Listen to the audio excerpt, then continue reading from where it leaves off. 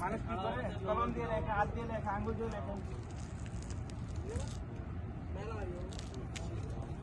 লেখলে কি হয়? মানুষের আবেগ, মনের একটা খাইশ, আসলে কিছু হইব না। চলেন যাই, মিটে যাবো, মিটে যাবো। সিরিয়ালের নাম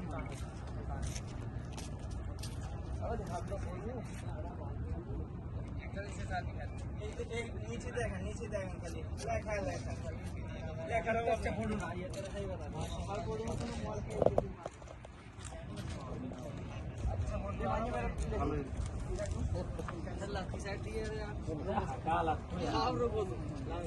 নিচে দেখেন লেখা।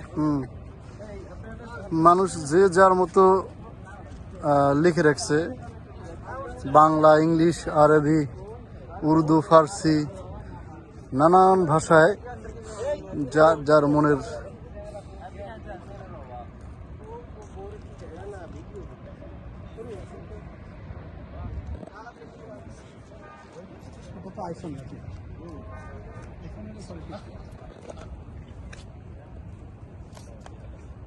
আইফোন দিয়ে ছবি তোলা না, তুই আগে ছবি তুলতে পারছিস। আসসালামু আলাইকুম। জবালে রহমত। জবালে রহমত হচ্ছে দোয়ার পাহাড়।